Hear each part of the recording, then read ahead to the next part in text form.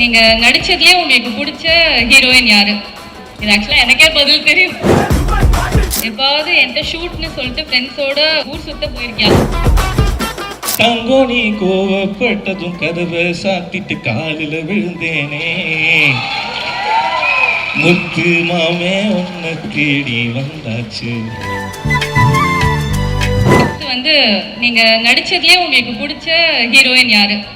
இது ஆக்சுவலா எனக்கே பதில் தெரியும். போட நடிச்சதுலையா மாளவிகா? ஆப்வியஸா நீங்க எதிர்பார்த்த பதிலா? ஆமா, எனக்கே தெரியும். இல்ல क्वेश्चन நடிச்சதுல அப்படினு தானே கேக்குறீங்க? ஆமா, yeah Malavika. Okay, so right answer. ஆமா. செகண்ட் வந்து இதுவா? ஓகே. எப்பாவது என்கிட்ட ஷூட்னு சொல்லிட்டு ஃப்ரெண்ட்ஸோட ஊர் சுத்த போயிருக்கியா?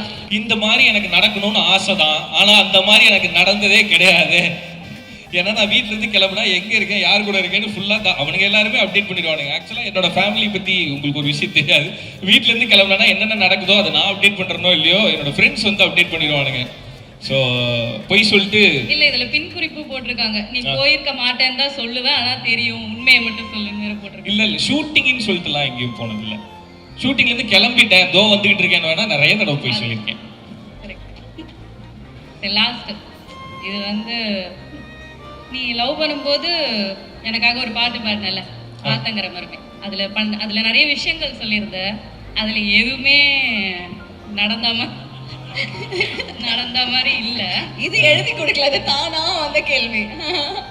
ஸோ இப்போ நீ அதை வந்து ரிவைஸ்டா, இப்போ இந்த அந்த பொய்யெல்லாம் இல்லாம இப்போ ஏதாவது மேரேஜ் லைஃப் இந்த 10 வருஷத்துக்கு ரிவைஸ்டா ஏதாவது ஒரு பாட்டு பாடணும்னா என்னன்னு பாடுவ? இப்ப ரொம்ப நேரம் பேசிட்டேன், நானே ஃபீல் பண்ணிருக்கேன். பேசுறது விட்டுருங்க, பாட்டு பாடினா கேட்போம். மாமியே ஒன்ன காணாம அப்படின்னு பாடியிருப்பேன். அதுல சாப்பாடெல்லாம் பேசியிருந்திருப்பேன். இப்போ என்னோட நிலவரப்படி கல்யாணம் ஆகிறதுக்கு முன்னாடி மனைவியை பார்த்து பாடினது, இது கல்யாணம் ஆனதுக்கு அப்புறம் பாடுறேன். இதிலும் சில வார்த்தைகள் கற்பனையே. மனைவியா ஒன்ன கட்டிட்டேன், சோத்துக்கு ஸ்விக்கியில தேடிட்டேன், சுமாரையும் சூப்பர்னு சொல்ல பழகிட்டேன். ஓகே.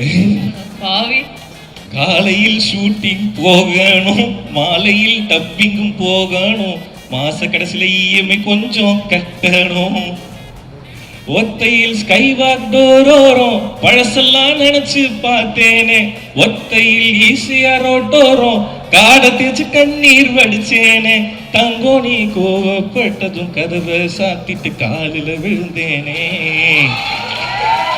முத்து மாமே உன்னை தேடி வந்தாச்சு. என் மொத்த உசிறு தான் பார்த்தா தூக்கிட்டு போனான். என் மொத்த உசிர உள்ளங்கையில் தந்தாச்சு.